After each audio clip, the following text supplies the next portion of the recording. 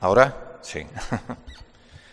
Buenas noches. Me he permitido, con su permiso, como estamos, yo creo, en familia, hacer subir a mi hija, que le hace mucha ilusión hacerme siempre secretaria, y lo hace muy bien. No sé si les importa un poco para poner en ambiente, déjame unas cerillas, o no sé si le molesta y se puede, que ponga también un incienso. ¿Se puede? Es una planta también especial, es un guiño un poco también a... Primero porque no sé por qué tengo mi propio rito personal, que me ayuda un poco a... No suelo preparar las conferencias, y además estos días no he tenido tiempo, tomo muchas notas y luego digo lo que quiero. Y este incienso también es particular porque está hecho con una planta especialmente reverenciada por las brujas toledanas, que era la ruda. Y la ruda era una planta que las brujas toledanas le tenían mucho cariño para limpiar los ambientes y para propiciar determinados estados de... Bueno, para propiciar pensamientos, favorecer que las energías vayan en su justo sentido. Iria, ¿se puede encender? Y vete buscando alguna imagen. Yo, si les parece, es un tema muy complejo. El tema de la masonería. Mezclar, como hemos dicho antes, cosas aparentemente y no tan aparentemente heterogéneas como son la masonería, la mesa de Salomón, el simbolismo. Estamos habituados a un supermercado de las creencias, es decir, a rápido ir a las cosas, cogerlas por encima y de una manera epidérmica, y este tema es un tema que se aborda en demasiada profundidad. Entonces yo entiendo que es denso, voy a intentar hacerlo un poquito menos denso, lanzar ideas que la gente pueda de alguna manera despertar la curiosidad y sobre todo al dejar un gran espacio de charla. Yo sé que incita mucho el tema mío. Yo me presento, soy, aparte de escritor, soy maestro masón. Maestro masón es un grado dentro de la masonería. Pertenezco a una logia, precisamente, que ha levantado columnas aquí en Toledo, que se llama ALEF 147. Y bueno, pues desde esa perspectiva de ese desconocimiento que se tiene sobre lo que es la masonería, no solamente sobre lo que voy a hablar ahora en la charla. Vete abriendo las imágenes, hija, no puedes ir a... Desde ese conocimiento, yo sé que desde esa curiosidad que mucha gente tiene una idea un poco sesgada y poco conocida. A ver, vete abriendo cualquiera de ellos. Yo sé que muchas preguntas, a lo mejor en la charla no va a salir todo lo que se puede contar o las dudas que ustedes pueden albergar. Entonces, en ese espacio, pregunten lo que quieran, que yo voy a responder honestamente y de una manera transparente. Decir, sí, vete abriendo y pasando alguna, y luego la vamos comentando. En principio, decir que el esoterismo es una forma de concebir el conocimiento de una manera muy particular. Eso es el esoterismo. Es una especie de estudio de la constitución del ser en relación o sin relaciones con el cosmos. La palabra cosmos, curiosamente, tiene una raíz, igual que la palabra rito en latín, guardan una familiaridad con la raíz de la palabra rita, que es una palabra sánscrita. Al final quiere decir poner en orden. Quiere decir poner en orden ese conocimiento que tú puedes aprender de una manera racional, lo que hacía mención al principio de la charla, y ese otro conocimiento que se adquiere de un modo particular, es aprender de otra manera. Por eso hay un emblema masónico que dice der Ordo ab Chao, del orden al caos. Y eso lo vamos a ver presente, por ejemplo, cuando hablemos del Templo de Salomón, que precisamente es el paradigma de todo lo que trata de representar, que es la revelación de la verdad filosófica de una manera progresiva. Eso se hace de una manera progresiva y por eso existen grados en masonería. La forma de transmitir este conocimiento, la palabra tradición es traditio, es de una manera vertical, y luego está la palabra tradere, que es llevar, que es de una manera horizontal. Es decir, este conocimiento, que es un conocimiento especial, no se transmite de una manera profana, no se transmite a todo el mundo, no todo el mundo está preparado para recibir este conocimiento. Y de alguna manera había dos prerrogativas que se hacían, sobre todo, luego mencionaremos que esto sucedía en el seno de los colegios sacerdotales, era una manera a través del silencio y el secreto. Esas eran las dos prerrogativas por las que se transmitía ese conocimiento. La primera mención escrita que tenemos a que esto debía ser así, de que este conocimiento se transmitía de esta manera, es una carta que Lisis en el siglo IV dirige a Hiparco. Lisis era un iniciado de una logia pitagórica que escapa de la catástrofe de Metaponto y le dice a Hiparco que a los iniciados se les está dando un conocimiento que no les corresponde en su grado. Bueno, este conocimiento, que de alguna manera está vigente, sabemos que se pierde la lontananza de la antigüedad, es decir, lo que más pronto conocemos en el tiempo, por ejemplo, es Egipto, ¿no? Está presente en todas las culturas. Más tarde sí que tenemos una historicidad de este conocimiento, de este hermetismo, que lo situamos en la cuenca del Mediterráneo oriental hasta el siglo III. Luego, más tarde, tenemos otra etapa de lo que es el hermetismo, es decir, este conocimiento especial que se sitúa en el Renacimiento, cuando sobre todo el Cosimo de Medici lo que hace, él adquiere un manuscrito de la biblioteca de Constantinopla, lo da a traducir a un monje, a Marsilio Ficinio, y es un manuscrito que está escrito en egipcio astrológico, que era un idioma muy singular y muy difícil. Y claro, él cree que lo ha escrito Hermes Tot, que es un personaje contemporáneo de Moisés, y piensa que todo ese conocimiento hermético, ese conocimiento tan oculto, está escrito en ese libro. Realmente era un libro que pertenecía a la Alejandría del siglo III, pero ahí despunta unas escuelas herméticas que luego, cuando viene más tarde, en el siglo XVIII, el iluminismo, Martín de Pascal, etcétera, etcétera, con determinadas aportaciones que voy a hacer y que creo que es necesario para dar a conocer en su justo sentido la masonería, entre las corrientes científicas emergentes, más ese pensamiento que estaba en el cristianismo en nuestro contexto occidental, da lugar a la masonería.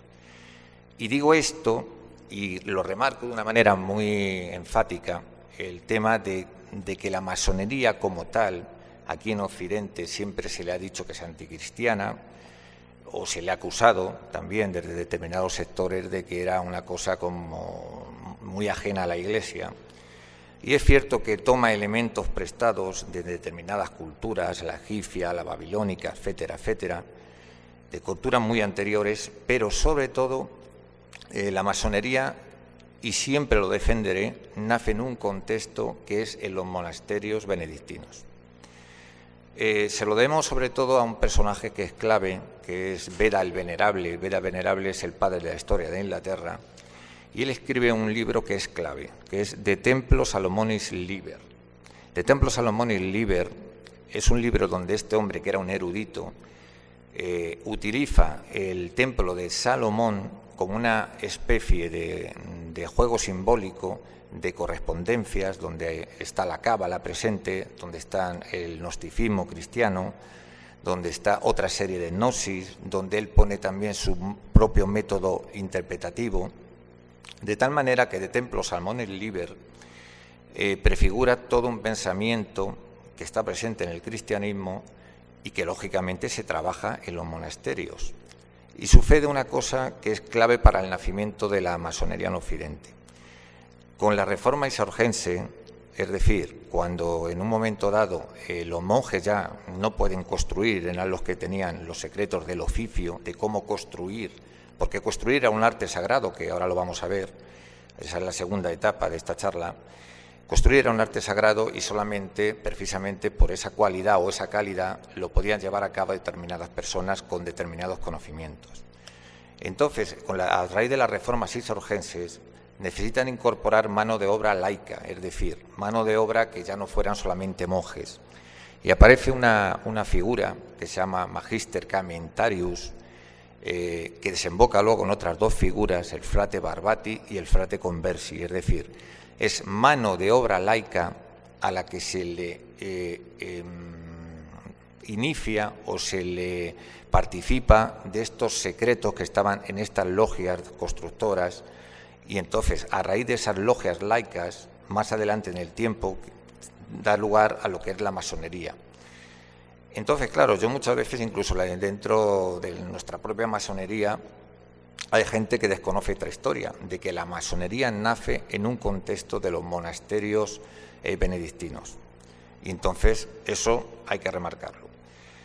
En masonería, en cualquier catecismo, entre comillas, masónico, siempre se encontrará una relación al Templo de Salomón. ¿Y por qué el Templo de Salomón y por qué esto del arte de construir con un carácter sagrado? El Templo de Salomón, ni más ni menos que lo que hace es tomar prestadas cosas de las culturas limítrofes, es decir, por ejemplo, ya en Sumeria o en Babilonia, cuando tú construías y esas longitudes y latitudes se traducían a cifras, cada cifra se correspondía a un dios. El arte de construir era un arte sagrado. Por ejemplo, en el tiempo, si nos vamos a un templo que hay de Isis, en Artemisa, la longitud por la anchura se traduce en Isis e Isis, es decir, Isis, poderosa Isis. Es decir, había una intencionalidad en la manera de construir, no solamente que guardaba una relación con el cosmos, sino que en las propias longitudes y latitudes de las construcciones se propiciaban mensajes. Y sin ir más lejos, en nuestra cultura cristiana, en la Catedral de Troyes, claro, uno puede entrar a una catedral y puede ver columnas, puede ver una cosa que es magnánima, que es una construcción ciclópea, que cualquier persona, por de alguna manera, pues si tiene sensibilidad, dice, estoy en un lugar especial. Pero claro que está en un lugar especial, es que está construido con una intencionalidad especial. Está construido para tener una incidencia sobre el ser humano desde muchas perspectivas que nos son desconocidas. Y, por ejemplo, la Catedral de Troyes tiene entre otras, hago mención a ella, tiene una particularidad, que es cuando te acercas, vas recorriendo la nave, las columnas van siguiendo una modulación especial que tiene que ver mucho con el número áureo, y que la clave del arco está, por ejemplo, a una altura especial, que son 88,8 pulgadas, que traducido es el nombre griego de Jesús. Pero claro, está presente siempre el 5, que es la cifra del hombre, está presente el 8, que es la cifra de Dios, y lo que se nos está diciendo es un mensaje subliminal, vamos a llamarlo de alguna manera, más que simbólico también, que es que el hombre tiene la capacidad de desprenderse su piel de bestia y reconocer en sí mismo un Dios. Es aquello de quien se conoce a sí mismo, conoce a su Señor. Lo que hemos dicho al principio de las capacidades que están latentes en el ser humano. Eso es una de las cosas que se trabajan en masonería, aquel principio de Vitriol, visita interior a terrae, rectificando inves, ocultan lapidem. En el momento que el ser humano toma conciencia y trabaja sobre sí mismo, por eso decimos los masones que somos una piedra, al igual que se trabaja una piedra en un templo. Una piedra por sí sola, lógicamente, no hace un templo. Una persona tampoco hace una civilización, una persona tampoco hace una obra que merezca la pena si no es en conjunto. O sea, en un templo, una piedra es tan importante como la piedra angular. Todo el mundo es importante. La argamasa es tan importante porque si no hubiera, es decir, todo tiene su importancia, igual que si concebimos al ser humano como un organismo único. De tal manera es esto que en el Templo de Salomón convergen temas que tienen que ver mucho también con este esoterismo. No solamente es una construcción que se ha hablado muchísimo de ella, sino que yo particularmente, que la cábala es un tema súper complicado, pero tengo muy buenos amigos rabinos y cabalistas que me han hecho aprender muchísimo. donde no puedes entender el templo de Salomón sin conocer algo tan complicado. Es súper complicado como es la Merkaba, las Ajalekot, dicen los judíos, y prácticamente tiene que ver mucho con el Génesis 1 y 2, con Ezequiel 10 y 12, con el Cantar de los Cantares. Son escritos que están hechos de una manera intencionada y con un lenguaje intencionado, que las personas que están preparadas para ello llevan generaciones intentando dilucidar qué mensaje oculto hay detrás. De tal forma es así que cuando en la visión de Ezequiel, que es la más famosa de cómo que guarda relación con el templo Salomón, Ezequiel, esto es curioso, la visión de Ezequiel quiere decir un ángel de bronce, que es el que le da al profeta las medidas exactas para cómo construir ese templo. ¿Por qué? Porque ninguna medida estaba hecha al azar. Ninguna instancia que estaba hecha en el templo de Salomón está hecha al azar. Hay una relación completa con los estados del hombre, con la gradación de los estados del hombre. Y entonces, claro, si entiendes que hay una consideración sagrada en relación al templo que guarda una intencionalidad, no puedes interpretar, que es lo que muchas veces ha tomado la mesa de Salomón, desde un punto de vista profano, que es lo que a mí, entre comillas, me enfadaba un poco, porque al hablar de la mesa de Salomón, si desconoces todo lo que rodea a lo que está en la literatura judía, en la literatura rabínica, en ese doble lenguaje, no te enteras de nada. Ahora, cuando contemos una historia, es mucho más agradable para el público. O sea, porque es una historia que prácticamente detectivesca de la historia. Es cómo una mesa llega a Toledo, cómo se pierde, por qué se pierde, ha levantado ampollas, incluso los nazis se preocupan en buscarla en el propio Toledo. Ahora lo contaremos, eso es muy atractivo. Pero eso es una historia que la hemos oído una y mil veces, pero yo creo que también hay que comprender que, por ejemplo, cuando la mesa de Salomón se habla de una mesa y aún no se sabe exactamente qué representa ese objeto, hay que contextualizarlo en toda esta carga simbólica, en toda esta carga esotérica, en toda esta carga iniciática, porque si no, no nos vamos a enterar tampoco de nada y vamos a ver un objeto que qué importancia tiene para todo el mundo, pero que al final nadie sabe por qué. Bueno, la carta de Histeas, Filón de Alejandría, etcétera, etcétera, sí nos dan pistas cuando nos dicen que es una mesa, que es la mesa de los panes de la proposición, que los sacerdotes judíos una vez a la semana ponían 12 panes y los iban retirando. Todo en la mesa, en el templo Salomón, todo guarda relación con el cosmos. Todo es una prefiguración del mundo celestial en el mundo terrestre. La mesa de Salomón es un horóscopo, es un zodiaco, inequívocamente un zodiaco. Pero tenemos una pista añadida a ese zodiaco. ¿Qué intencionalidad puede tener cuando en el libro de los Reyes se nos habla, igual que en el canto de Débora, de que Salomón, antes que nada, era un astrólogo? Era conocedor de los misterios secretos, de los misterios celestes, de los misterios secretos. Era conocedor de los planetas, era conocedor de los zodiacos. ¿Por qué es esto? Porque los judíos, nunca hay que olvidarlo, se fueron a Babilonia, pero prácticamente se fueron todos. Lo que trajeron fueron comunidades de Babilonia y las instalaron en Judea.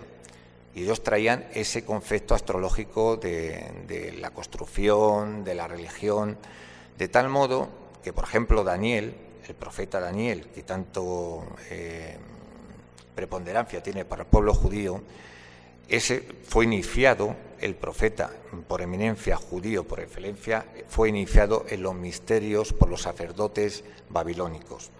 Y él, cuando habla de profecías y habla del sentido de esa mesa como un zodiaco, nos lo está ligando también a un concepto que es muy importante, que es el de la realeza sagrada. El concepto de la realeza sagrada, que se cumple con los reyes hebreos, es que nadie es rey simplemente por designación civil, sino que es por derecho divino. El faraón, por ejemplo, en persona de Orun, es decir, es el elegido de los dioses para representarlos en la tierra. Se le hace una ceremonia precisa y se tiene que cumplir una profecía sobre él para que esto sea así. Es una ceremonia con mucha carga simbólica. Con los reyes hebreos pasa lo mismo. Y al final, que es lo que quiero concluir para no perdernos en alegorías y ir a una historia mucho más agradable, al final, después de un estudio con rabinos, con cabalistas, con personas que saben muchísimo más que yo del asunto del hermetismo, nos encontramos con que lo que llamamos la mesa de Salomón, si la identificamos como la mesa de los panes de la presencia, estamos ante un horóscopo que pudo tener o cumplir una función en el contexto de la ceremonia de entronización de los reyes hebreos, por la cual se cumple la profecía y tienen una condición son reyes sacerdotes. Digamos que estamos hablando de la casa de David. Esto tiene tanta importancia que figúrense ustedes si tiene tanta importancia que esta ceremonia de unción real, Mesías es el ungido, cuando se habla de Dios, de Cristo como el ungido, ese Mesías es el ungido y pertenece a era necesario hacerle pertenecer a la casa de David, que todas las realezas y todas las ceremonias posteriores, incluso llevado a sobre todo a nuestra monarquía visigoda a través del Liber Ordinum, etcétera, etcétera, todas se van a inspirar en la ceremonia de entronización de los reyes hebreos. De hecho, en la catedral de Reims, que es la catedral donde se entroniza a los monarcas franceses, aparece la escena de Samuel ungiendo a David, etcétera, etcétera. ¿Por qué? Porque siempre detrás de esa ceremonia se le quería dar esa carga simbólica de que los monarcas ejercían su poder por derecho divino.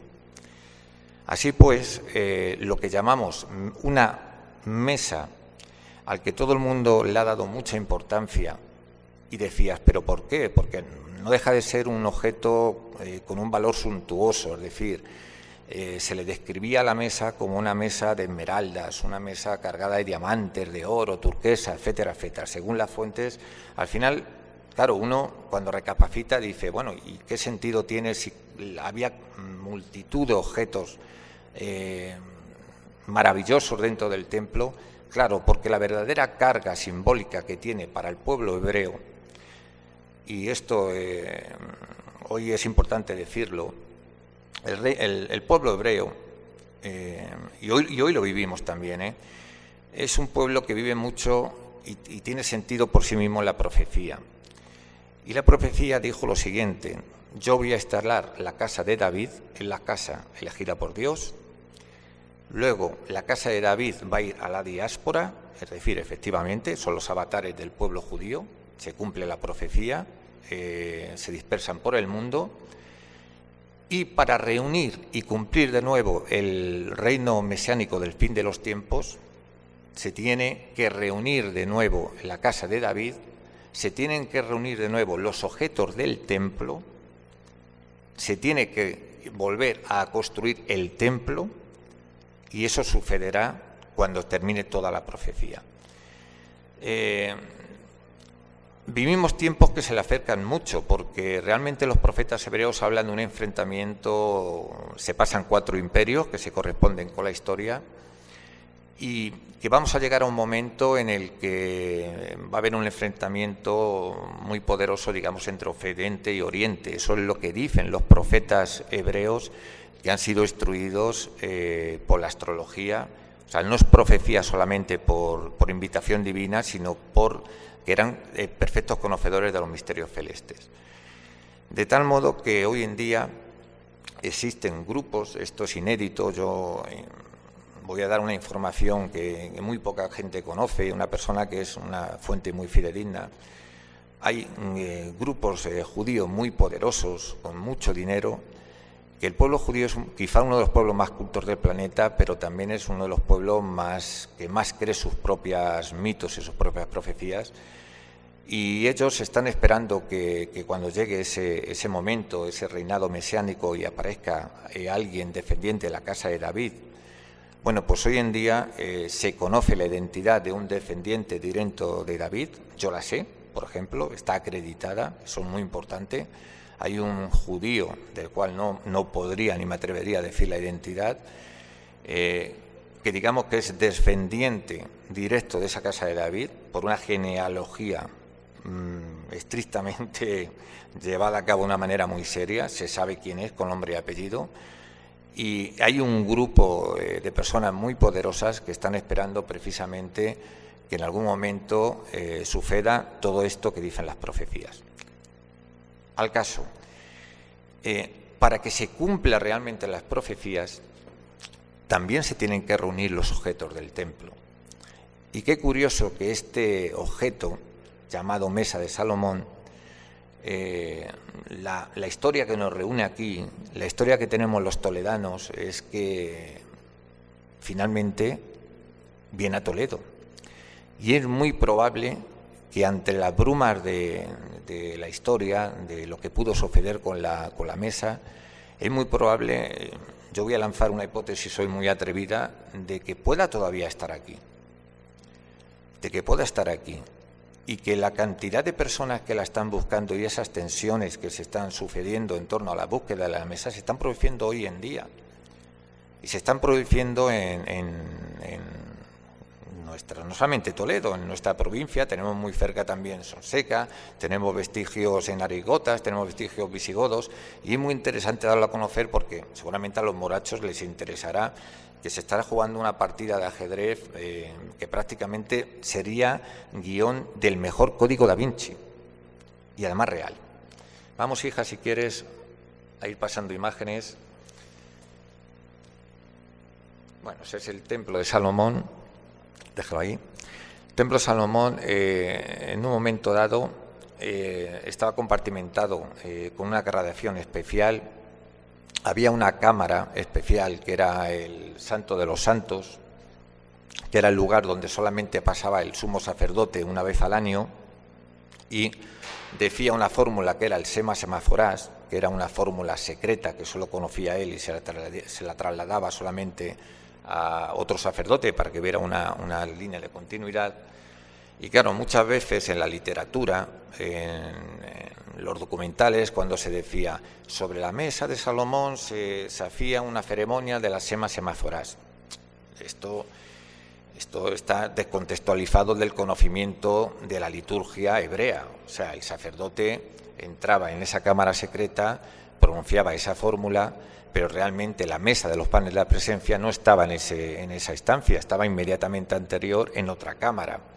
Es decir, no tiene nada que ver con esa fórmula del Sem Semaphorás. Cuando se ha dicho que la mesa era un espejo, era porque, como antes hemos hecho mención de que Salomón era un astrólogo, era conocedor de los misterios celestes, los judíos tienen una particularidad que veían al cielo como una bóveda celeste, como si fuera una bóveda cristalina, y la dividían como 7 climas o 7 olos. Eran muy conocedores de esto.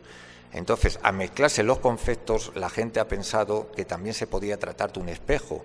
Posiblemente lo que estamos hablando es de un horóscopo donde una persona instruida en el conocimiento de los movimientos celestes, como era Salomón o como pudieran ser cualquier cadena de continuidad, tuvieran la capacidad de tener una información consignada que no sea desconocida.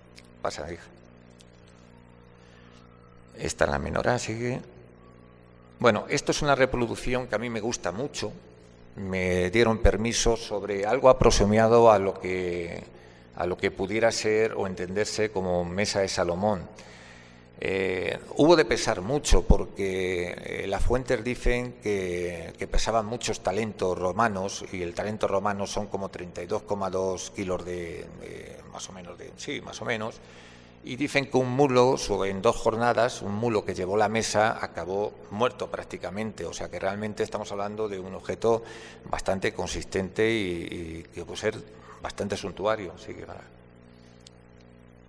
este es el famoso Beda Venerable, el que hemos aludido antes, que es el padre de la historia de Inglaterra y el que realmente da inicio a la masonería cristiana con el de Templo Salomón Oliver.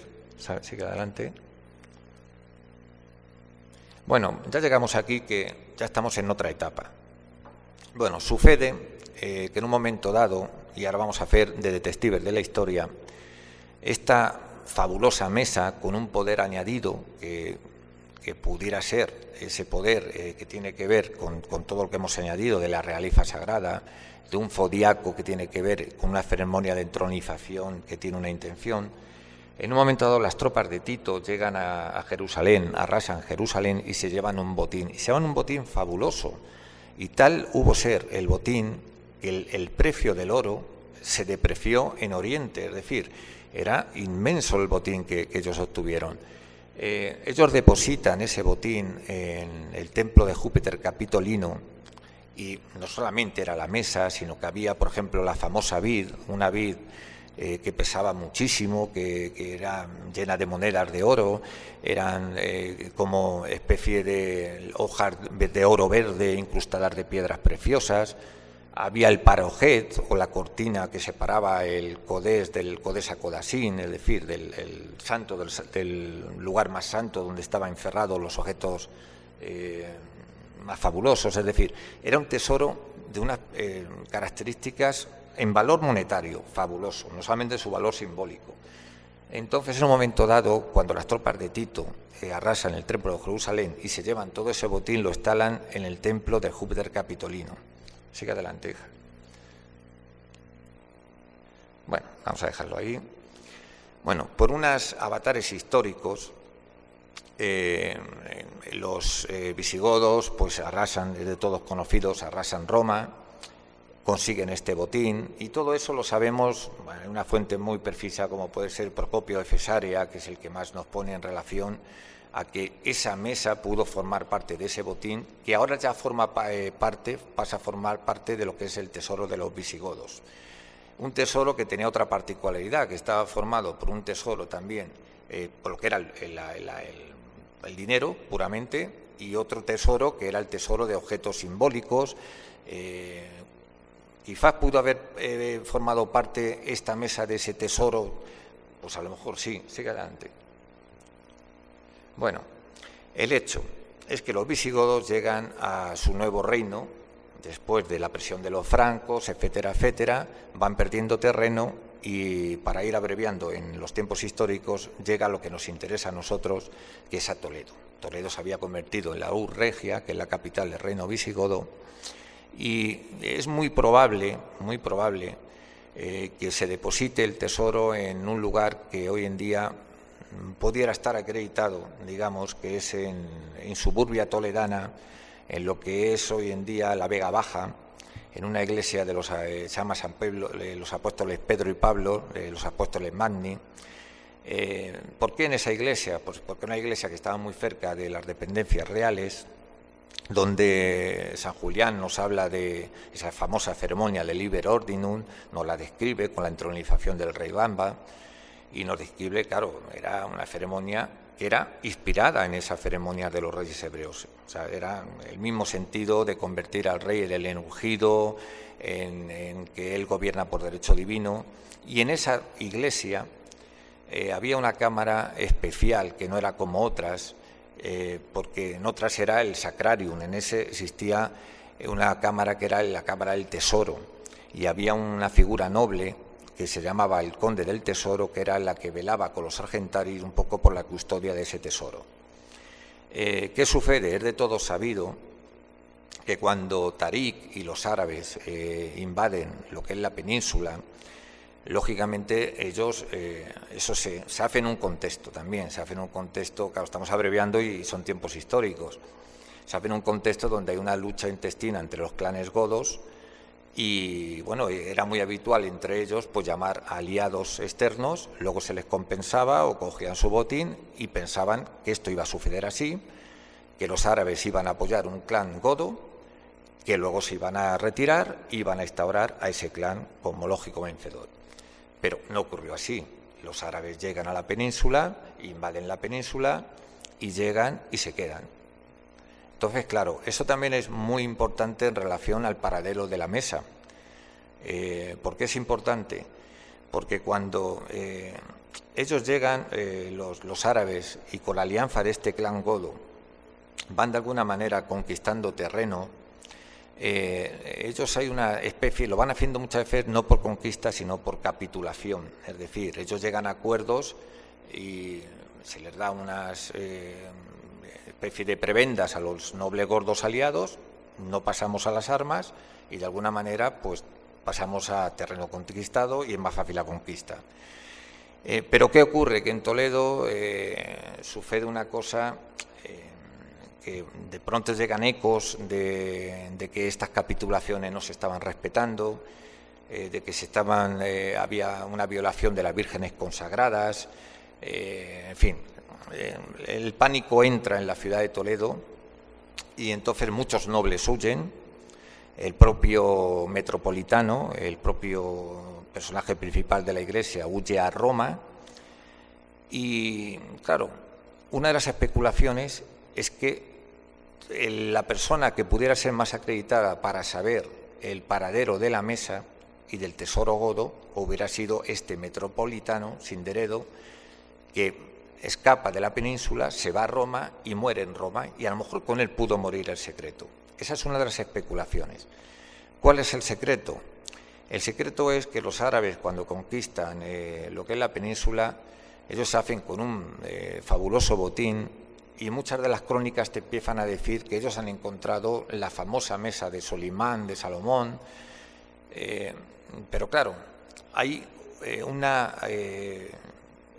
multitud de datos que nos hacen ver y que nos llevan a concluir que había muchas mesas que pudieron ser perfectamente confundidas por su naturaleza con la verdadera mesa de Salomón.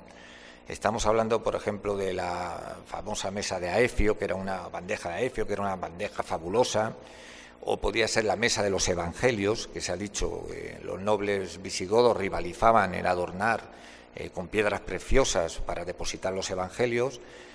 Cualquier mesa pudo ser confundida o les podían haber dado lo que normalmente se puede decir el tocomocho directamente a los árabes, ¿no? Hacerles pasar por una mesa cuya lo que único se sabía que era una descripción de que era una mesa fabulosa, cualquier otra mesa, que había muchísimas de ese carácter, se les podía haber dado el cambiazo y ellos pensaron que era la mesa de Salomón.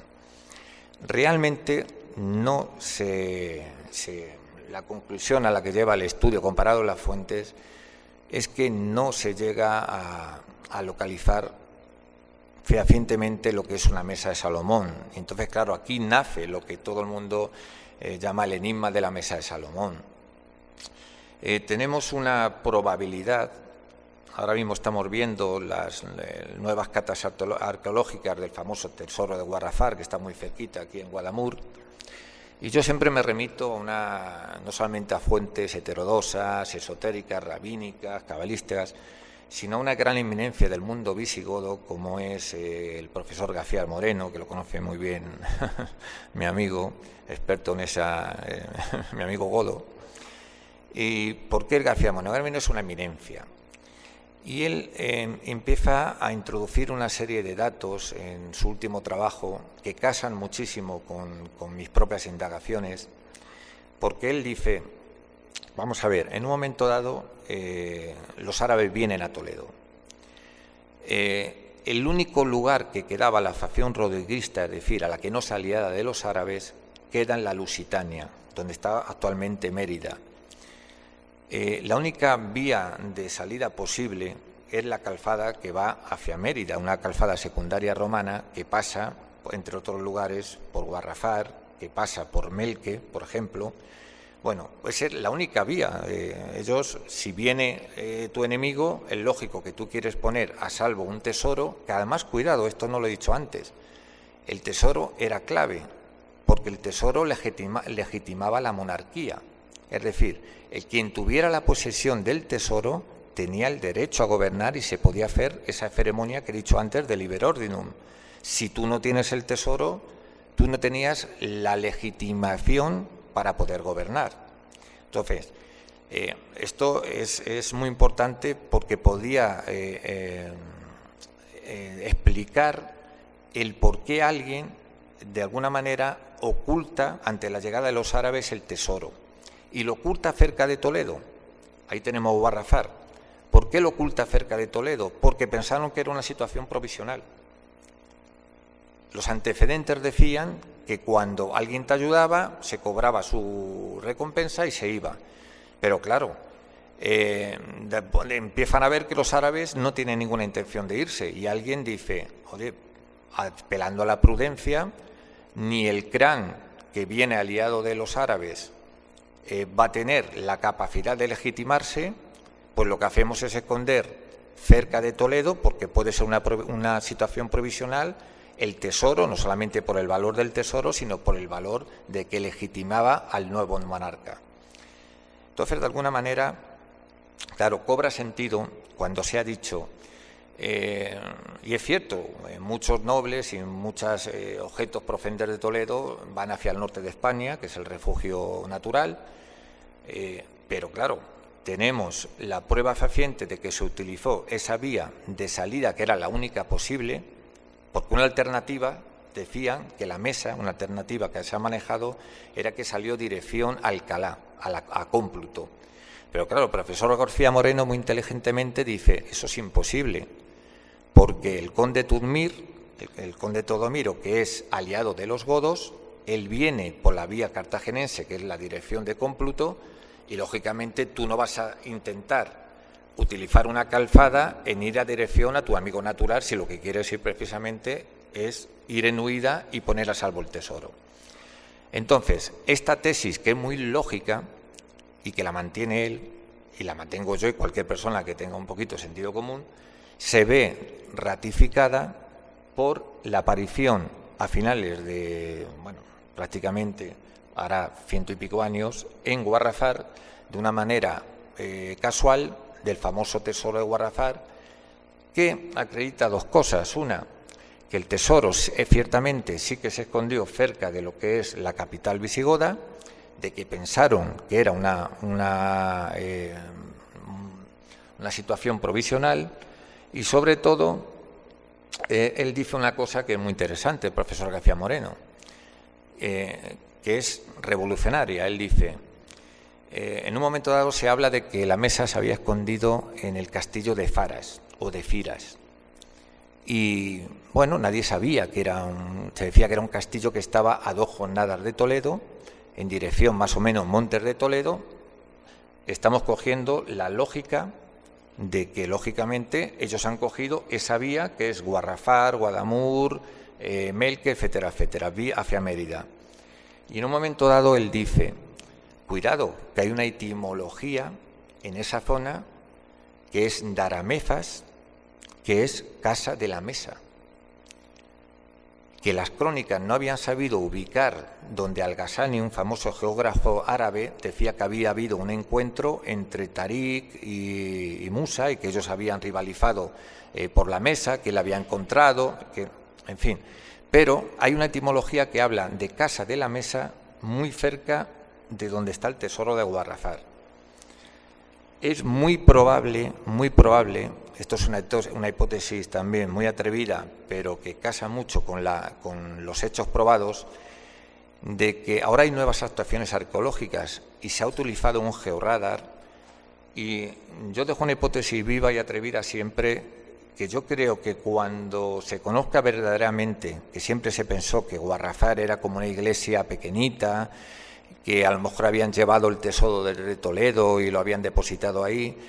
Hoy en día se sabe que es un complejo palaciego, que tiene una entidad mucho más fuerte, y a lo mejor, imaginemos y dejamos volar la imaginación de que a lo mejor después de unas catas arqueológicas pudiera aparecer con todo el sentido, formando parte del propio tesoro que aparece en Guarrafar, y que venía de aquella cámara que habíamos dicho que era la cámara del tesoro.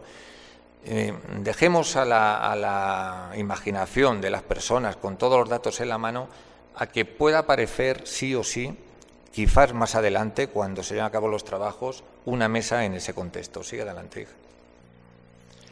Bueno, esto es una reproducción de el tesoro godo. Aparece todo lo que son las coronas votivas, etcétera, etcétera, en un pequeño cubículo que era el presbítero Crispín, la habían enterrado allí. A mí me parece muchas veces el argumento de una película, porque viene un americano y puede hacer un guión extraordinario, porque Claro, la gente cuando da datos fríos dice, bueno, aparece en una edícula, en un cementerio donde está enterrado el presbítero Crispín. Oye, el presbítero Crispín aparece, su esqueleto, con una forma determinada, aparece un epitafio diciendo atento a todo lo que te rodea. En fin, aparecen una serie de indicios que cualquier película de Indiana Jones, y dejando volar la imaginación, dice, cuidado, porque a lo mejor está dando claves, porque ellos estimaban mucho ese tipo de lenguaje que hoy en día no le comprendemos. Sigue adelante. Bueno, y ahora me llevo yo a la segunda hipótesis, que no sé si conocen, mucha gente, claro, es de Toledo, sabemos que es Santa María de Melque. En otros sitios me cuesta más ubicar y contar lo que es Santa María de Melque. Santa María de Melque es un enigma histórico en sí. Es una iglesia, para mí, muy particular. Bueno, más que una iglesia, es un lugar de poder. Llegó a formar parte de una de las bailías templarias más importantes junto al castillo de Montalbán. Y digo que no solamente he dicho yo, lo han dicho los grandes historiadores, las personas que lo han estudiado, arqueólogos, etcétera. Es un enigma arqueológico en sí, es un enigma histórico en sí. Hoy en día ya la han catalogado, vemos esas piedras y pensamos, no, lo han llamado el Escorial visigodo. Era otro lugar donde también era muy probable que hubo también coronas votivas, que hubo también tesoros regios o, digamos, tesoros visigodos. Y es muy probable que se levantara con motivo del enterramiento de un personaje noble, visigodo, y ahí se dejó. Pero con los datos que tenemos hoy, vemos que la perpendicular en la que están escapando el clan visigodo, que se ve que está perdiendo el reino, es un lugar muy propicio para poder esconder un tesoro. ¿Por qué? Porque es una zona donde hay una extensa explotación mineras visigodas, estaban muy operativas. Hay un túnel que siempre la leyenda que une, se ha dicho que une San Martín de Montalbán, y ojo, porque hay que atender siempre mucho a las fuentes orales, a la tradición oral de los paisanos, que muchas veces tienen una información que la mayoría de las veces se comprueba que es verdad y que no está en las fuentes. A lo mejor luego aparece la fuente, pero desde muy antiguo se decía que entre el castillo de Montalbán y la ermita de Melque existía una red de túneles, y particularmente un túnel que interconectaba. Y esto es muy típico de la orden templaria. O sea, hay muchos ejemplos similares que esos túneles se utilizaban de una manera muy particular por los caballeros templarios.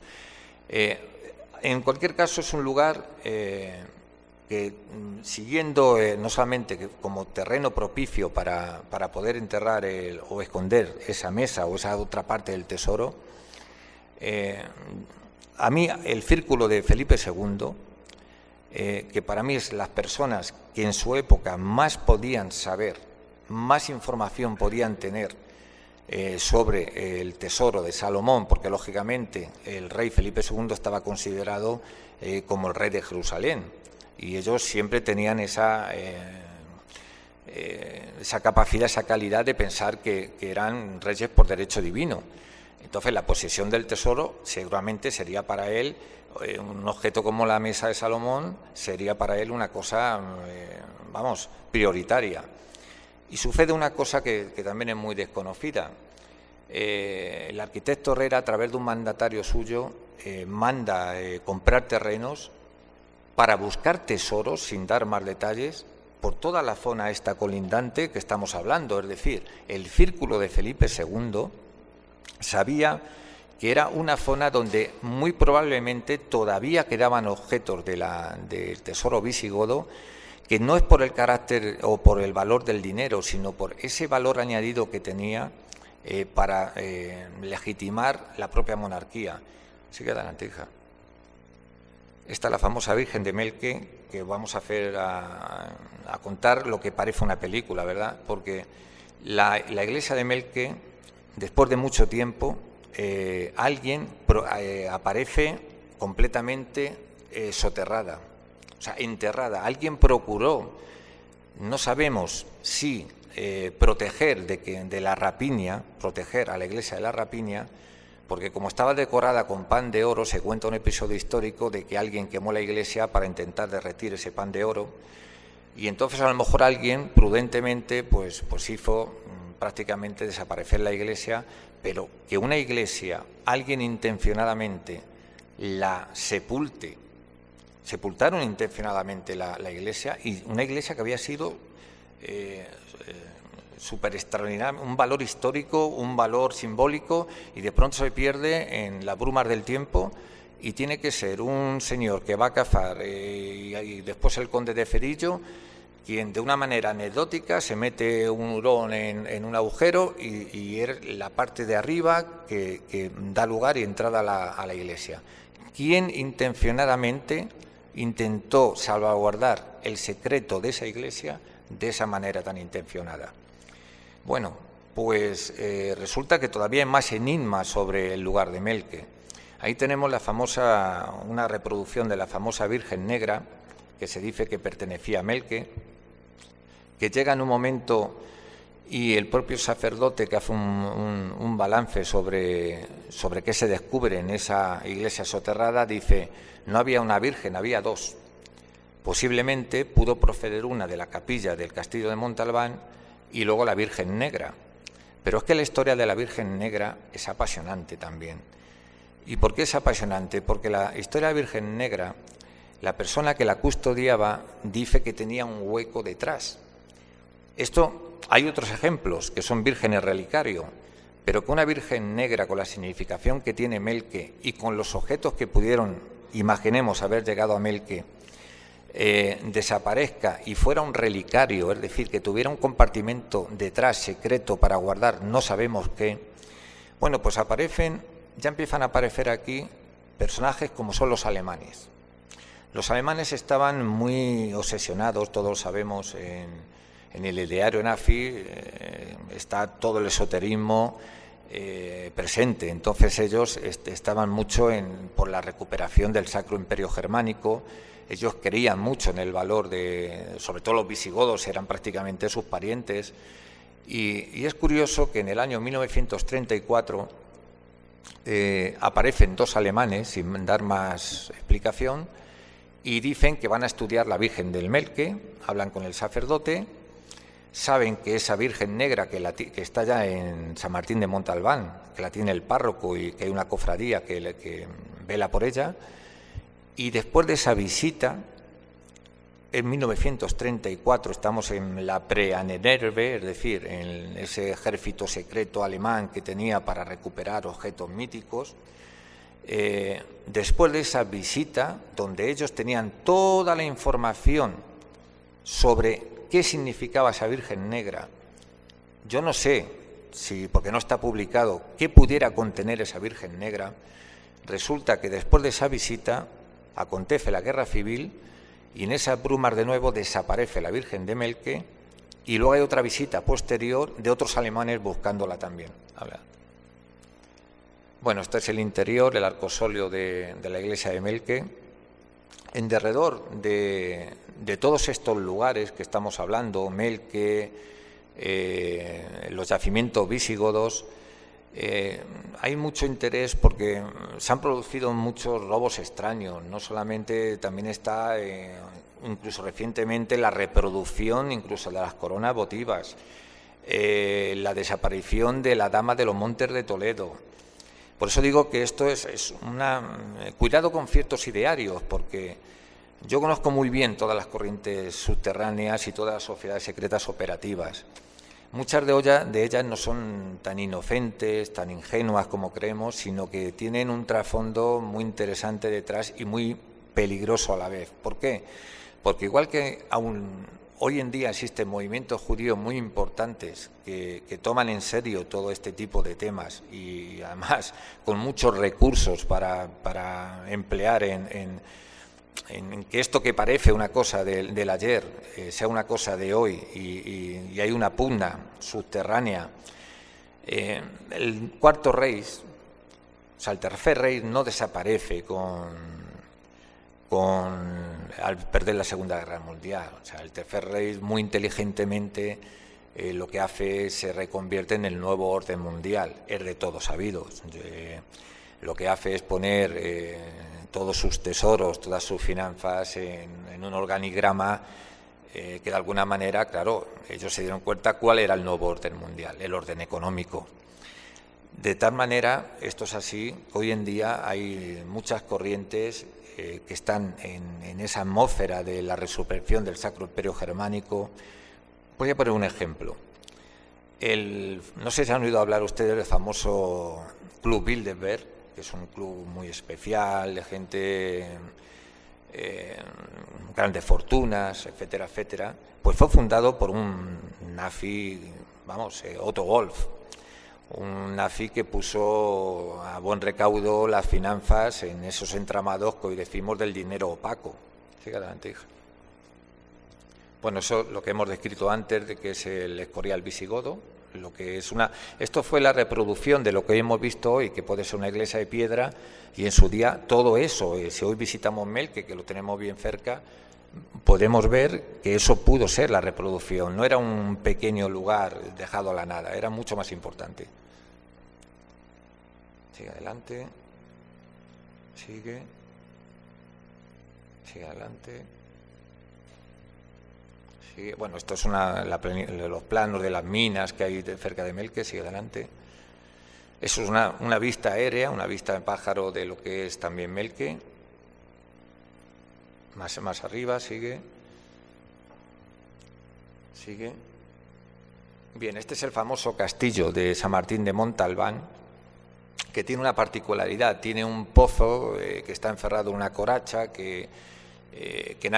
un pozo almenado, que no da servicio de agua, que no sabemos qué tiene. Bueno, pues ese pozo es la entrada en perpendicular. Si sigues hacia Melque, hay un derrumbe y es una mina de agua, una mina de aguada se dice. Pero esas minas que se pudieron utilizar también como vía de escape, desde luego proveer agua no proveía agua, y una de las especulaciones son dos. Una, de que el castillo, si hemos dicho que la iglesia de Melque era una iglesia muy enigmática, no podemos decir menos del castillo de Montalbán, que formaba parte de la misma encomienda templaria. El propio Edward Cooper, que es una eminencia en el mundo del estudio de los castillos medievales, llegó a decir que como no había un caballero templario vivo que nos explicara la ubicación y el sentido del castillo de San Martín de Montalbán, él decía que prácticamente, lo único que se le podía ocurrir que allí se ordenaran a capellanes y, yendo un poco más allá, algunos han especulado como que dentro de la orden templaria pudiera existir solamente un núcleo reducido de personas verdaderamente iniciadas y que pudieron ser en el castillo de Montalbán. Y una de las segundas especulaciones que hay es que haya una conexión a través de la entrada de ese pozo que está almenado y fortificado y que no tiene agua, y que pudiera conectar y fuera la entrada no solamente para hacer sus ritos de carácter esotérico, sino que a lo mejor fuera interconectar Santa María de Melque con San Martín de Montalbán. Adelante.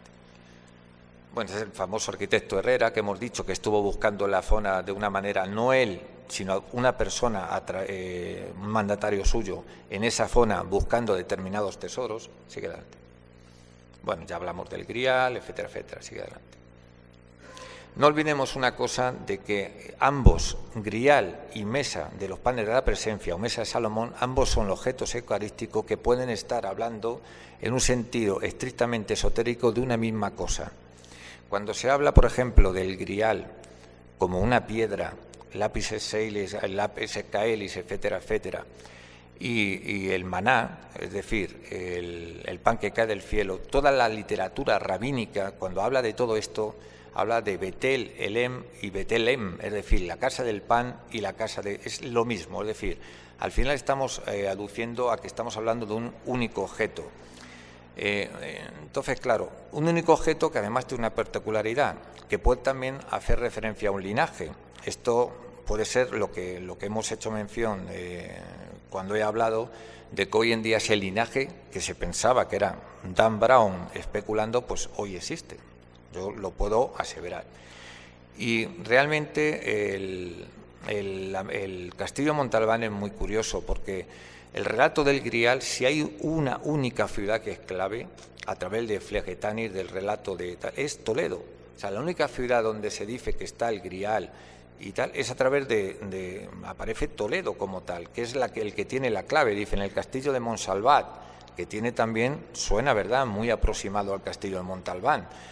Y digo esto también porque, curiosamente, ¿quién fue señora del castillo de Montalbán? Leonor de Aquitania, que Leonor de Aquitania es el alter ego del Grial a través de Richard de Broglie, de todos los grandes trovadores que el tema del Grial lo difunden por Europa. Y Leonor de Aquitania, que es la hija de Leonor de Aquitania, la hermana de Ricardo Corazón de León, de la estirpe de los Plantagenet, fue la señora del castillo de Montalbán. Y es curioso porque en toda la literatura más tardía de Europa hay un género que se llama los espejos caballerescos, que se reproduce en una serie otro ciclo griálico, que se llaman los Reinaldos de Montalbán, son sus protagonistas. Esto no hay que perderlo de vista, o sea que muchas veces, si prestas atención, realmente incluso el marido de Leonor instituye, por otros motivos quizás, pero instituye la rueda de los 12 linajes de pura inspiración artúrica y que tiene que ver con la mesa. Y estamos todo contextualizando en un único escenario. Sigue adelante.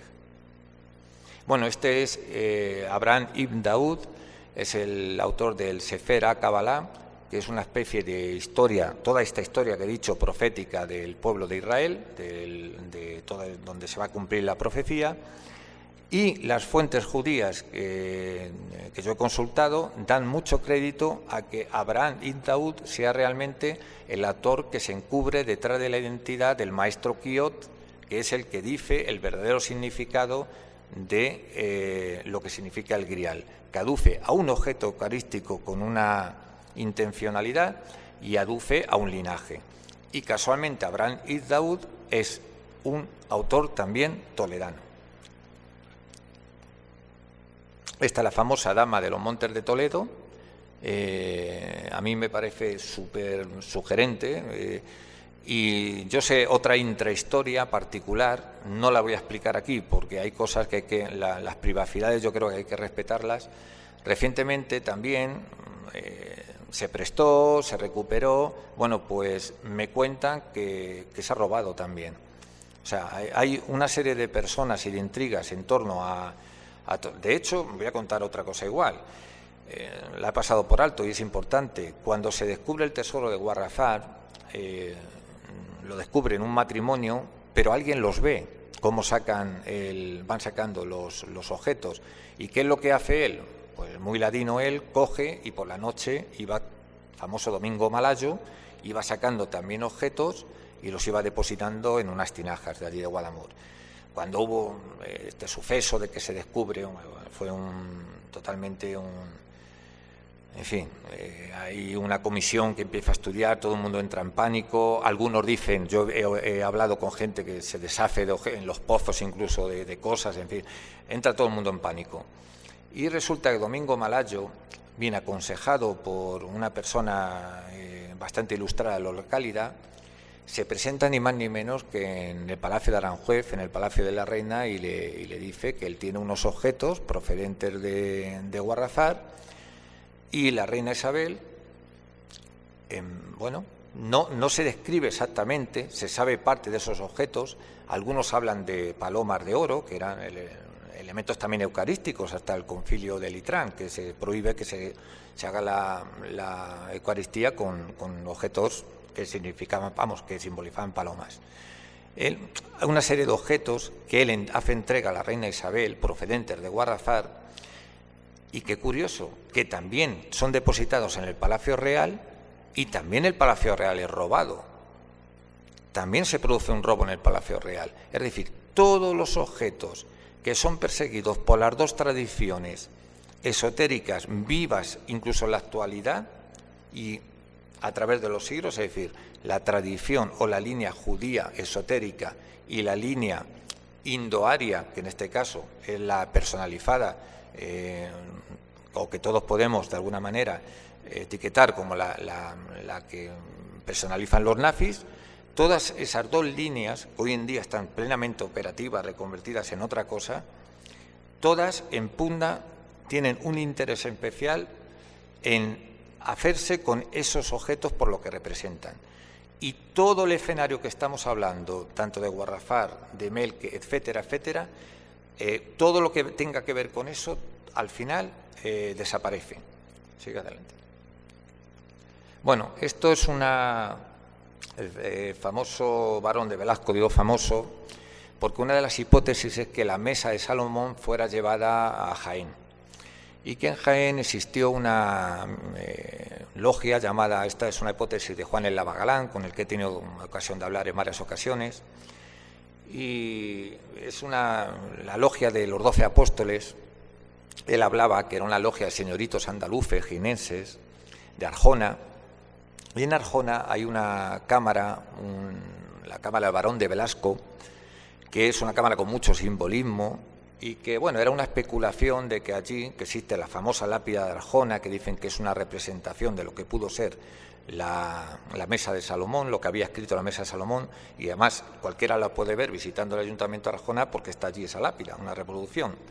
Bueno, pues ellos decían que en la capilla esta, que a todos ustedes tienen interés, yo les invitaría a visitar, está en Arjona, una capilla con un mármol, en fin, una capilla, a ver si podemos luego alguna, sigue pasando alguna, mira, ahí está por ejemplo. Bueno, pues es una capilla subterránea que tienes que defender, que tiene mucho simbolismo, y ahí decían que la logia de los 12 apóstoles se reunía y que era la que preservaba por la custodia de esa mesa de Salomón, ¿no? Yo fui con un masón de alto grado, de mi íntima confianza, muy experto en el tema del simbolismo, y luego a través de otras fuentes, de amigos que tengo dentro de la nobleza, que también son masones, que son expertos también en campos que para mí son extraterrestres, pero me ayudan muchísimo en mis indagaciones, llegamos a la misma conclusión. Realmente lo que se acredita en esa cámara es que estamos ante una, no logia masónica, lógicamente, sino todo lo contrario, de signo contrario, no todo lo contrario, perdón, que es una especie de grupo ultramontano, ultracatólico, para que nos entendamos, porque en aquel entonces, en esa pugna que estoy hablando de corrientes esotéricas, había una línea muy parecida a la masonería, pero ya digo, signo contrario, que es auspiciada desde el propio Vaticano, que se llama Solidatium Palatium o Pianum, más conocida por la Vetal. Esto era una corriente que ante la emergencia del esoterismo, que estaba muy boyante en aquella época, desde el Vaticano se propicia, de alguna manera, para combatir esas corrientes que están les están ganando la partida, pero también se dice que para recuperar y para estar en la búsqueda de esos propios objetos, que por ejemplo también tenemos el escenario de esa corriente del Solidatium Pianum en Rennes-le-Château, curiosamente. Bueno, pues hay un personaje clave, digo porque todo el simbolismo que tiene, y cuando yo estudio la historia de Barón de Velasco, no es un masón. Un masón, por ejemplo, aparte de que el simbolismo de esa capilla es de inspiración martinista, del corazón de Jesús, tiene que ver mucho con esa corriente del Vaticano. Por ejemplo, el Barón de Velasco no era una persona filántropa, no, era un terrateniente duro, era un terrateniente que de hecho cuando sobreviene la guerra hay una barbaridad, arrastran el cadáver de su madre, bueno, barbaridades de estas que no tienen ninguna explicación, pero que era una persona odiada, no era una persona que hiciera bien a la comunidad. Bueno, este es un personaje clave que es Muñoz de Garnica. Yo conozco a uno de sus descendientes hoy en día, un grande de España, y tuvimos una conversación muy interesante sobre esto. Muñoz de Garnica es un personaje clave, está vinculado a la Catedral de Jaén, Juan el Lavagalán, muchas veces nos ha hablado de él. Bueno, yo voy a poner un poco más de luz en esa oscuridad.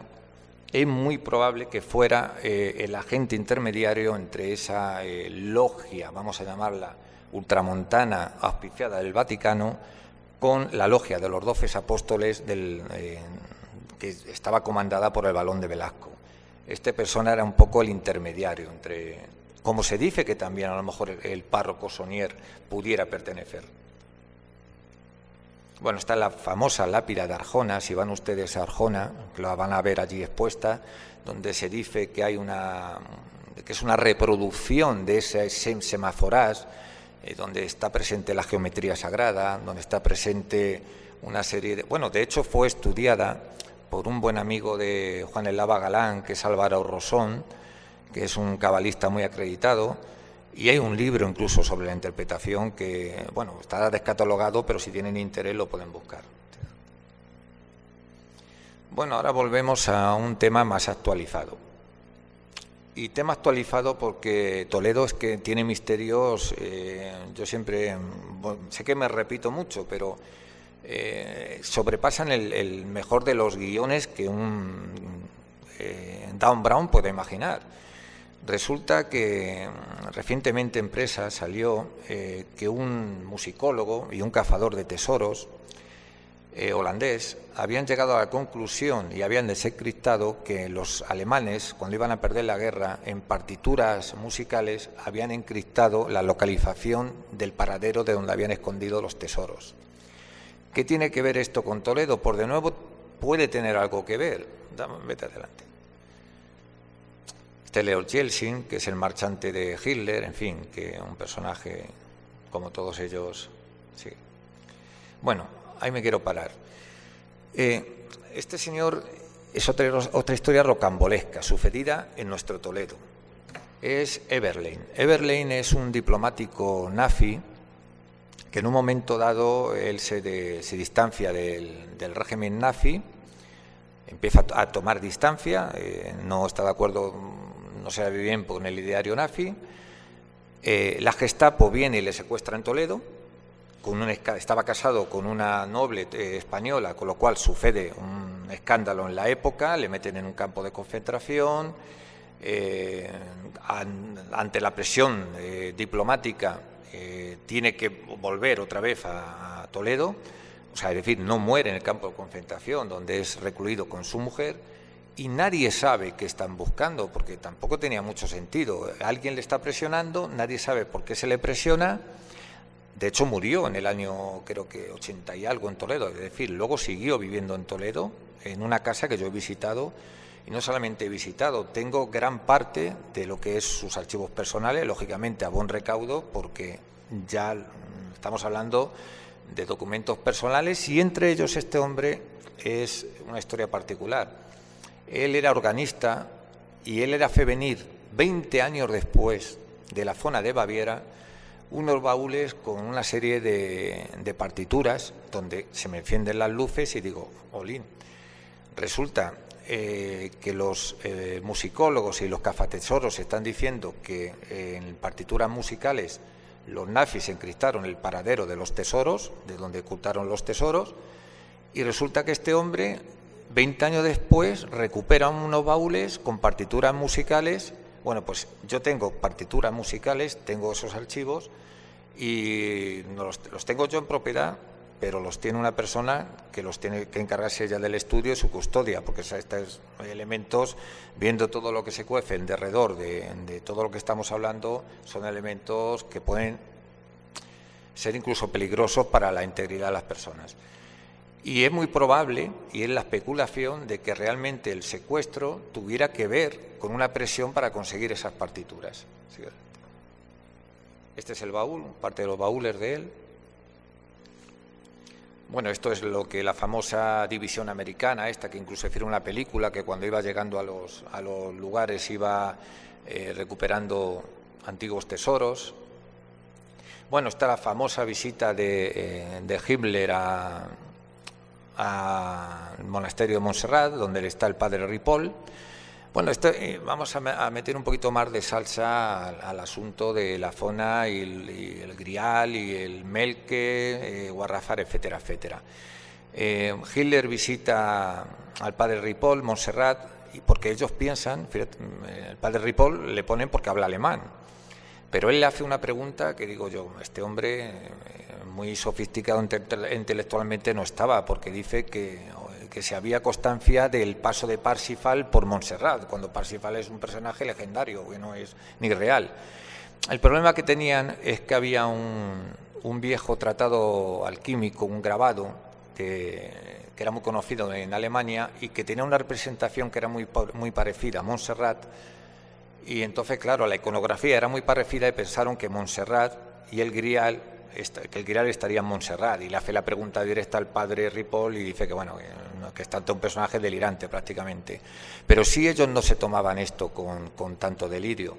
De hecho, Hitler estuvo en Toledo, ellos se interesaron mucho por los yacimientos visigodos y hay una división del Ahnenerbe que estudia, porque pensaban que España pues era prácticamente de los orígenes arios por la Atlántida. Ellos estudian el Canarias, estudian los yacimientos visigodos y hay un despacho secreto que manda la embajada alemana en Madrid a Berlín, donde dicen que en esos equipos de la Ahnenerbe que han traído de especialistas para estudiar determinados subterráneos y galerías en España, han encontrado algo de un valor, de bastante valor, sin dar más información.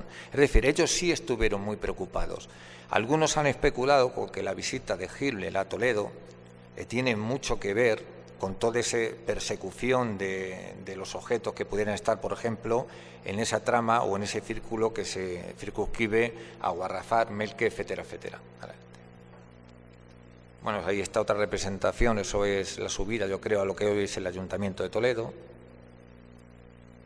Bueno, estos son todos los equipos también estudiaron, persiguieron todos los objetos míticos y legendarios por el Tíbet, es decir, ellos creían realmente y hicieron una persecución de estos objetos porque lo creían y no lo creían entonces, sigue adelante, lo creían ahora también, lo creen ahora también. ¿No hay más? Sí, dale. ¿O es que va más lento? Bueno, sigue adelante, eso es una falsificación. Esto es con el famoso comisario de excavaciones, que era el jefe de arqueología, un filonazi en España, que era Santaolalla, que era el que de alguna manera trabajaba codo a codo con la Ahnenerbe, era el comisario general de excavaciones de aquí del gobierno español. Sigue adelante. Bueno, vamos a pararnos ahí. Esto es la Sofindus, ¿verdad, hija? No leo sin gafas.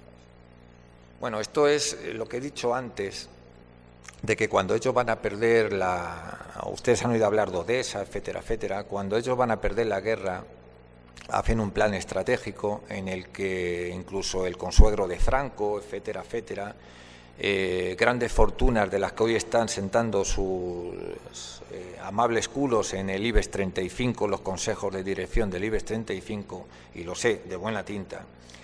Mucho de su dinero tiene que ver con el dinero expoliado a los judíos, a la gente que murió en los campos de concentración, y ellos hicieron un complejo, y la famosa red araña, hubo una red de protección de criminales nazis que estuvo de tal manera estuvo operativa que duró hasta los gobiernos de Felipe González. No crean ustedes que solamente Franco, o sea, todos los gobiernos protegieron y sabían perfectamente. Por ejemplo, en Denia hay un cementerio de Gerard Carnafis que vivieron tranquilamente y ellos se blindaron su supervivencia a través de crear una red, como hoy en día es una multinacional, donde el dinero funcionara con cierta opacidad y esas redes se retroalimentaran con ese dinero.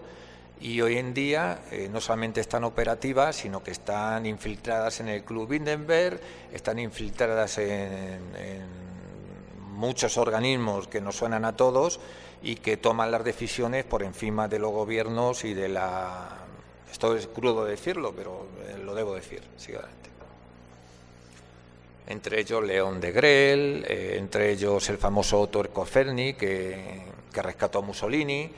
Pero claro, al final, y voy a ser crudo pero honesto, porque me han dado la medalla a las 4 sinagogas, el Consejo Sefardí, yo quiero mucho al mundo judío, pero yo creo que la verdad siempre tiene un camino y es el camino que hay que tomar, que es el de la honestidad y el de la valentía.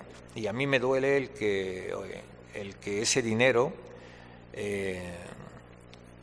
que viene de ese dolor y de ese sufrimiento y que está infiltrado hoy en día en organigramas de poderosas multinacionales, muchos judíos no tengan ningún reparo moral en hacer negocio y hacer parte también de negocio con él. Es decir, que al final es un poco nauseabundo todo ello, también hay que darlo a conocer, pero yo lo que les vengo a decir a ustedes, ya para concluir, y prefiero oír mejor las preguntas, es que realmente a día de hoy, cual mejor guión que pueda imaginarse del Código Da Vinci, conozco perfectamente el mundo de las corrientes subterráneas del esoterismo moderno. Vamos a quitar las folclóricas, las que la gente conoce y puede especular, hay otras que no conocen, y realmente ellos están jugando una partida de ajedrez en este momento en derredor de la significación ritual, esotérica y de alto valor en su posesión, porque, por ejemplo, y ya termino con ello, recordando que para el mundo judío la posesión de los objetos procedentes del templo, que fueron igualmente a la diáspora como su pueblo, son muy importantes de recuperar si quieren que se cumpla la profecía. Y nosotros estamos en el medio del interregno de estas fuerzas, y más adelante pues habrá más sorpresas. Y anuncio, cuando se prosigan las excavaciones de Guarrazar, que algún día han de proseguir, quizás tengamos sorpresas y algunos digan ya dentro de 15 años, de 5 años, que habiendo dicho esto, fui visionario, y muchas veces los visionarios no son personas irracionales, son personas que manejan información, y la información al final es la información que se puede no se puede contar. Un último matiz, figúrense si no se puede contar, que a veces hay que ser muy prudente cuando, por ejemplo, están grabando. Yo conozco que hay dos datos, voy a dar. Uno, una cámara secreta ligada a la famosa cámara del Barón de Velasco. No lo sabe nadie, lo sabe nada más que las personas que lo estudiaron y me lo dijeron, y pocas más. Eso lo dejo ahí. Y otra, que a los de Toledo nos va a apasionar, en el barrio San Miguel, que es el barrio templario. Ustedes conocen los papeles de Chinón, más todos los grafitis de Chinón, que los templarios, bueno, lo cuento brevemente. Los templarios, cuando son capturados y son encerrados en la Torre de Chinón, ellos hacen una especie de grafitis, de dibujos, de animales simbólicos, de una serie de símbolos que no todo el mundo ha llegado a descifrar y todo el mundo especula sobre ellos, pero saben que tiene una intencionalidad, que es un lenguaje secreto. En Toledo, en el barrio templario, en un momento dado, no puedo porque tengo que preservar la fuente, tienen que creer en mi palabra, tengo las fotos también. En un momento dado es el único lugar con encomienda templaria donde esos mismos grafitos, idénticos a los grafitos de Chinón, están presentes. Qué curioso que sea Toledo. No es curioso porque Toledo tiene la significación, pero sí es curioso en todo este contexto. Y estamos hablando de muy cerca de lo que es la iglesia San Miguel y todo ese barrio templario que conocemos, y en uno de sus subterráneos están esos mismos dibujos que todavía nadie ha logrado descifrar cuando la Orden del Temple pasa a ser cautiva y nunca desaparecida, lógicamente. Yo prefiero que ustedes hagan las preguntas porque uno va lanzando cosas, son temas muy complejos entre sí, y yo entiendo que con espíritu de síntesis les debo de haber vuelto locos. En cualquier caso, muchas gracias.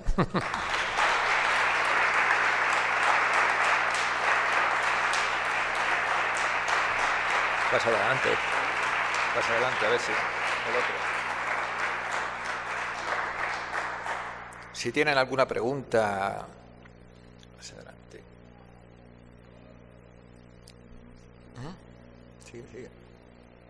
Sigue. No, pues pasa al otro, a ver si vemos. Al otro, es que hay dos. No tienen ninguna pregunta, se lo saben todo.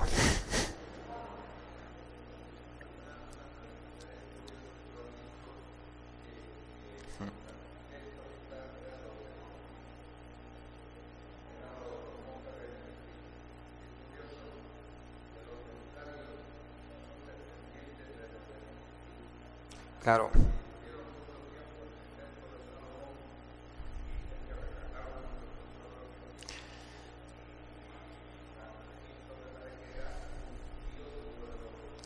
Claro. De verdad. Al final, ellos comparten la misma regla. Es que todo el terreno, el episodio de las cruzadas, hay otra intrahistoria también, que el famoso historiador Jabalois, que fue muy valiente, él habla de una estirpe davidico-carolingia, vamos a explicarlo.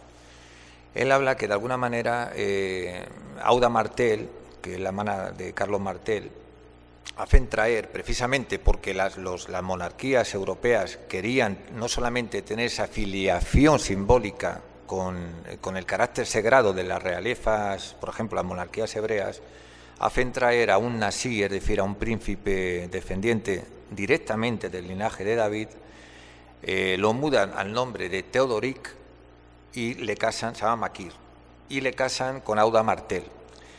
De ese enlace defienden la mayoría de las casas más principales de Lorena, etcétera, etcétera, que van retroalimentando. De hecho, el historiador Jabalois no solamente acredita, fehacientemente lo acredita, como incluso nuestros reyes actuales y gran parte de las monarquías actuales son descendientes por línea directa de ese enlace que se produce. Ellos buscaban no solamente un enlace de una manera, una afiliación de una manera simbólica, sino a través de la sangre. ¿Qué ocurre con las logias de constructores? Ellos inspiran, lógicamente, la recuperación del reino de Jerusalén.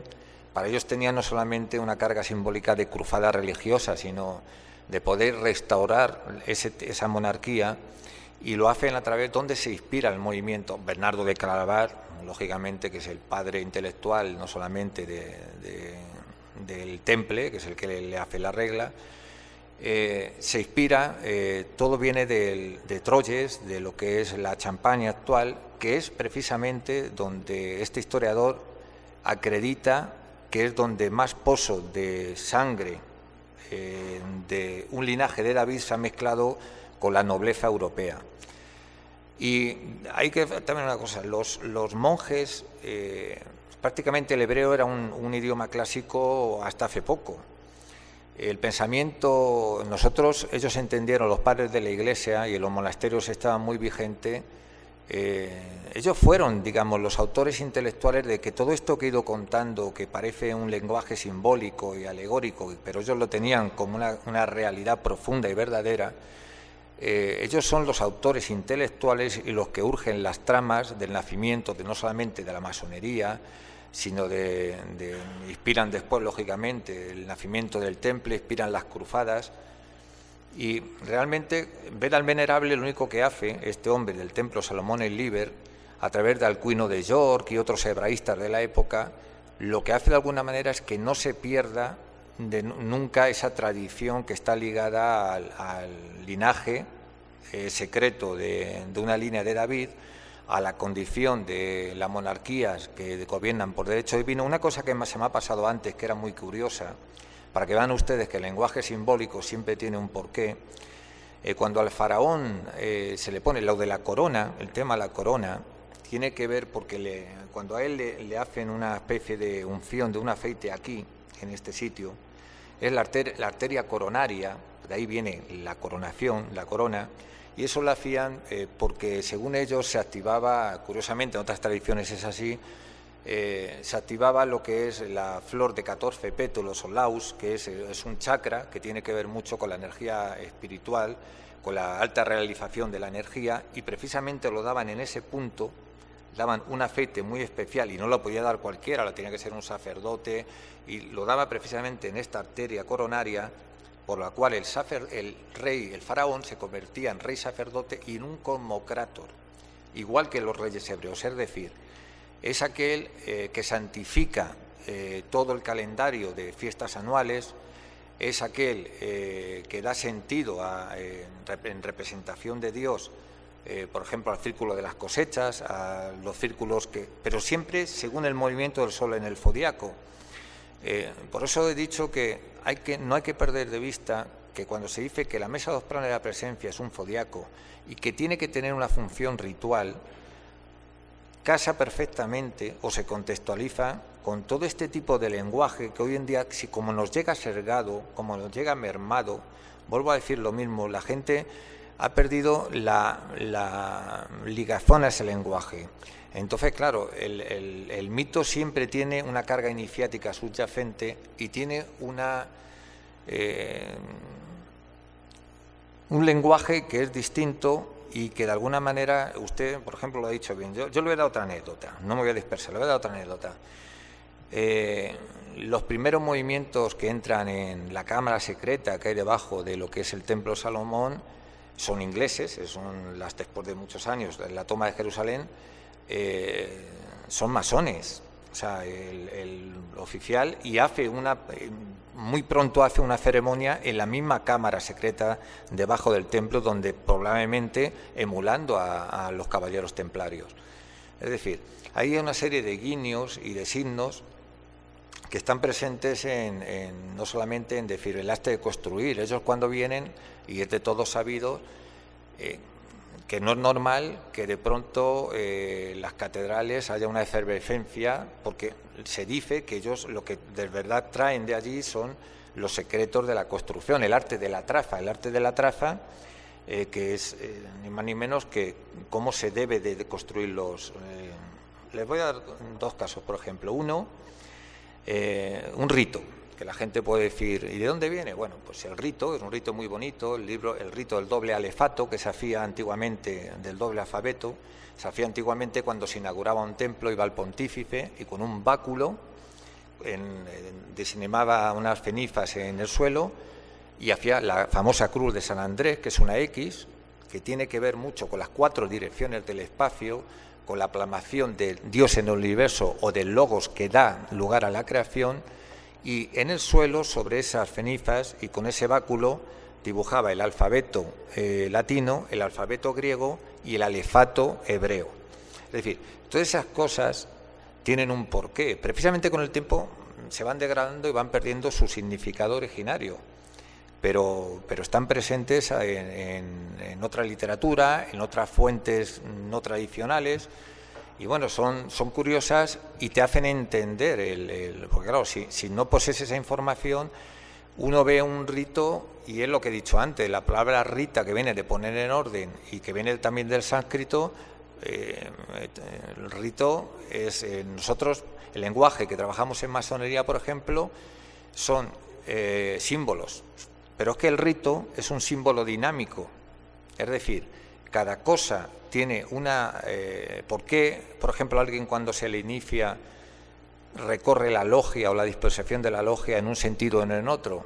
Porque lo hace precisamente inspirándose en todas estas escuelas antiguas que han tenido una operatividad y que han tenido un conocimiento de lo que he dicho al principio, de que el ser humano solo es el avatar, digamos, de algo un concepto más holístico o integral que está sucediendo a otros niveles y que muchos entendieron que operando a un nivel terreno, estás operando también a esos otros niveles. Entonces nosotros cuando nos juntamos es lo que se llama un egregor, es decir, se junta como una intención añadida, una energía que va y camina en una dirección que lo que hace precisamente es hacer, de alguna manera, inspirar al ser humano a desprenderse de esa piel de bestia y adquirir la condición, no de un dios, pero sí de la capacidad de tener una capacidad de intuición y de aprehensión mucho mayor que en condiciones normales. Esto es muy difícil de entender, por eso se dice, ¿qué secreto es el secreto masónico? Muchas veces me decían a mí, digo, el secreto masónico en nosotros, que el formar parte de ese egregor, cuando estás haciendo unos trabajos rituales, y saber que cada uno de esos elementos tiene una función que te va siendo develada con el tiempo y que realmente tiene al final de verdad, una implicación en el ser humano, porque estás trabajando realmente. Los egipcios no llamaban a los templos simplemente una casa de oración, era un templo laboratorio, porque dentro del ser humano operan energías,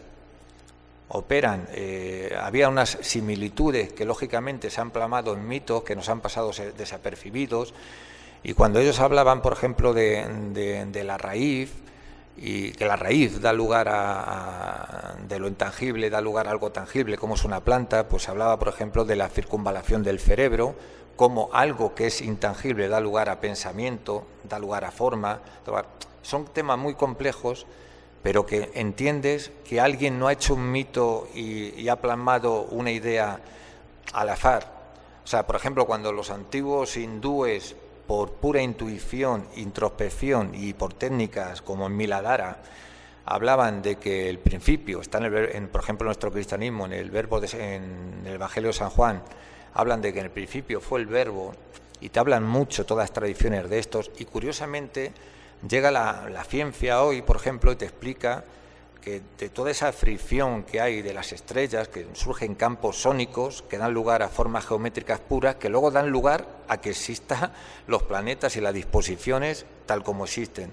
Entonces, claro, hay una serie de perfecciones que hoy en día, yo cuando acabo de escribir hace poco otro tema que no tiene nada que ver con este, sobre la reflexión que hay en torno a la muerte, las escatologías, los sistemas filosóficos, y realmente el tema de la muerte y todos estos temas al final, de verdad, tienen un sentido mucho más profundo de lo que el ser humano puede llegar a comprender.